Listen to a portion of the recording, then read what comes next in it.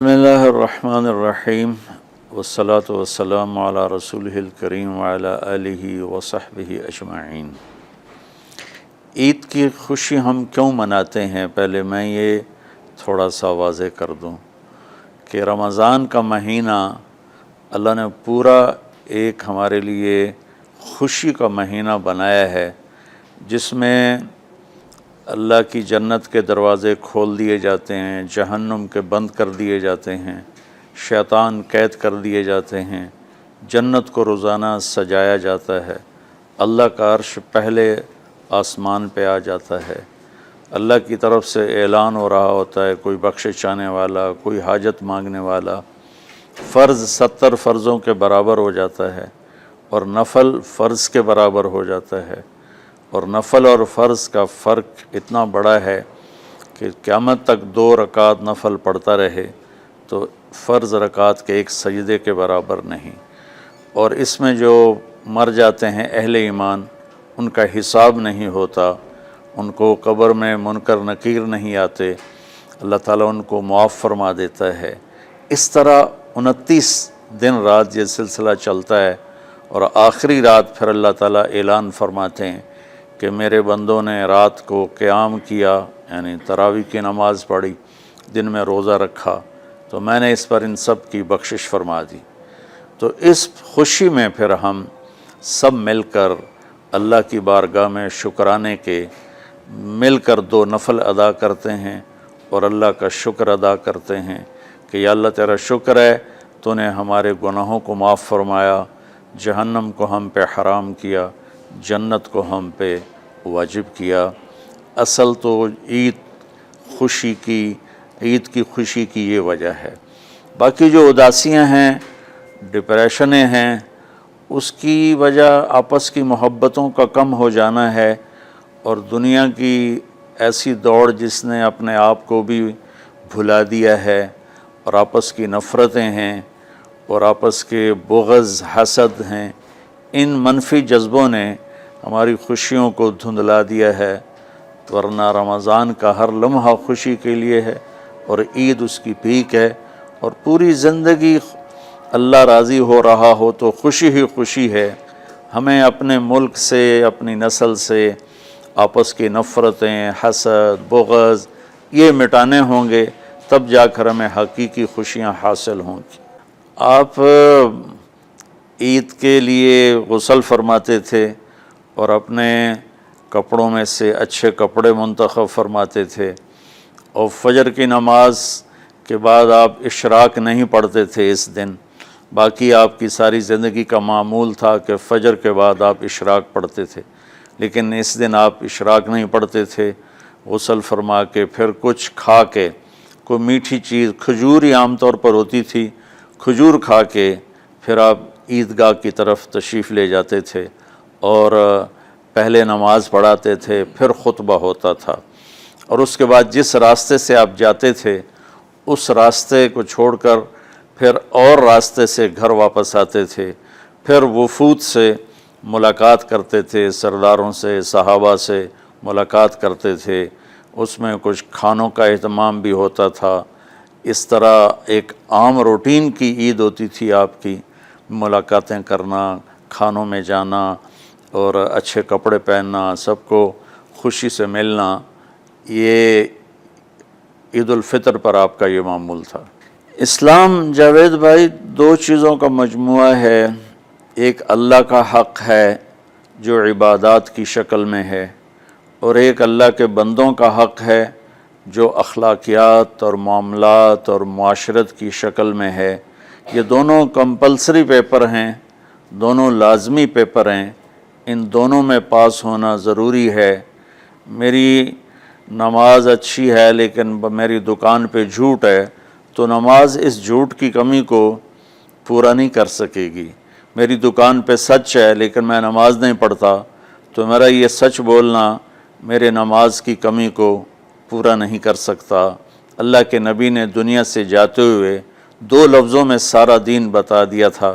جب آپ کے جانے کا وقت قریب تھا تو آپ 2 لفظ دہرا رہے تھے، الصلاۃ وما ملکت ایمانکم، میری امت میرے بعد ایک نماز نہ چھوڑنا، اور ایک امت کے غریب مسکین لوگوں سے، نوکر غلاموں سے اچھا سلوک کرنا، یہ دو الگ الگ ڈیمانڈ ہیں۔ جیسے پانی پینے سے روٹی کی کمی پوری نہیں ہو سکتی اور روٹی کھانے سے پانی کی کمی پوری نہیں ہو سکتی، یہ دونوں الگ چیزیں ہیں۔ اخلاق کو عبادت کی کمی پر نہیں کر سکتی، اور عبادت کی کمی اخلاق کو اور اخلاق کی کمی کو عبادت پورا نہیں کر سکتی۔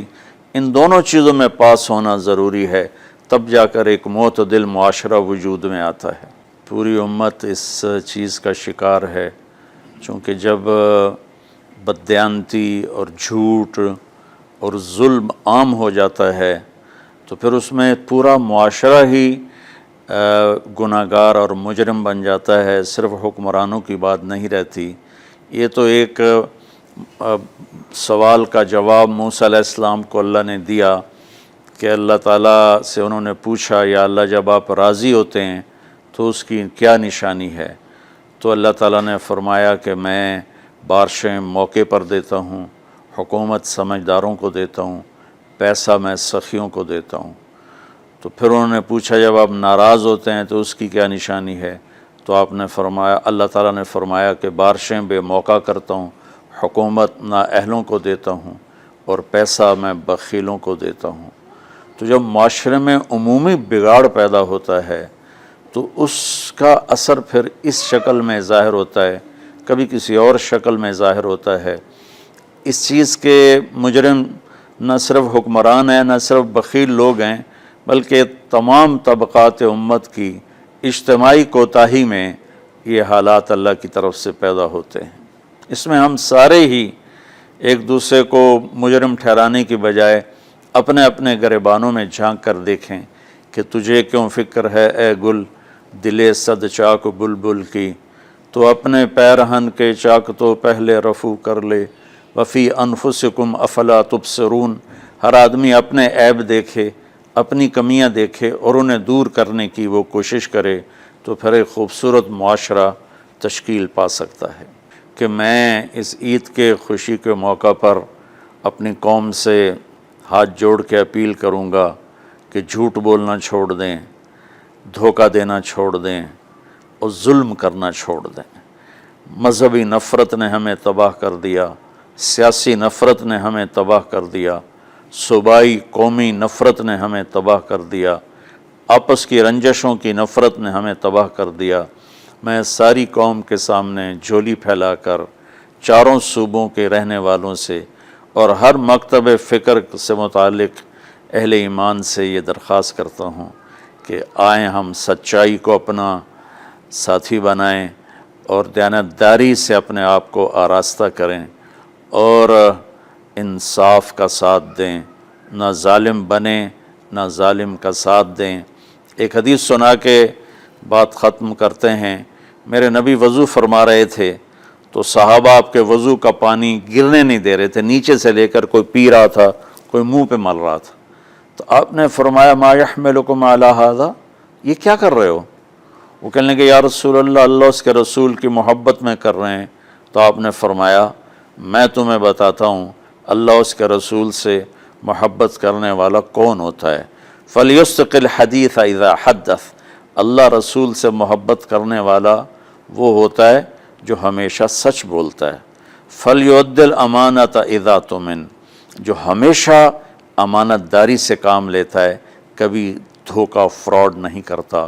فَلْيُحْسِنْ جِوَارَ مَنْ جَاوَرَهُ، اور جو ہمیشہ اپنے پڑوسیوں کے ساتھ اچھا سلوک کرتا ہے، پڑوسی اپنے ہوں، غیر ہوں، مسلم ہوں، نان مسلم ہوں، وہ ان کے ساتھ اچھا سلوک کرتا ہے۔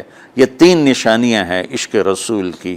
یہ تین باتیں میری قوم اپنا لے تو یہ اندھیرے اجالوں میں انشاءاللہ تبدیل ہو جائیں گی۔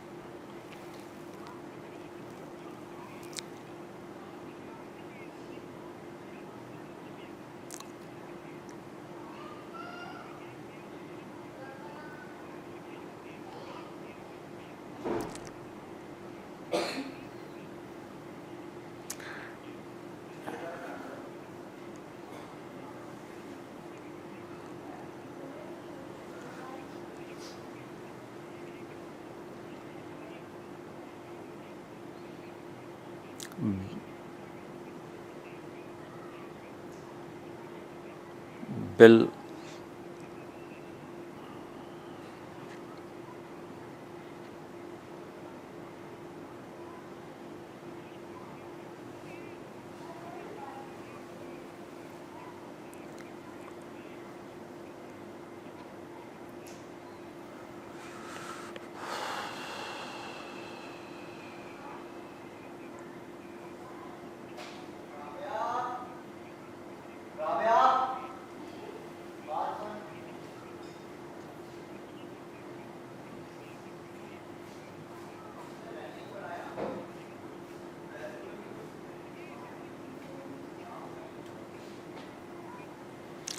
امید تو کبھی چھوڑنی نہیں چاہیے.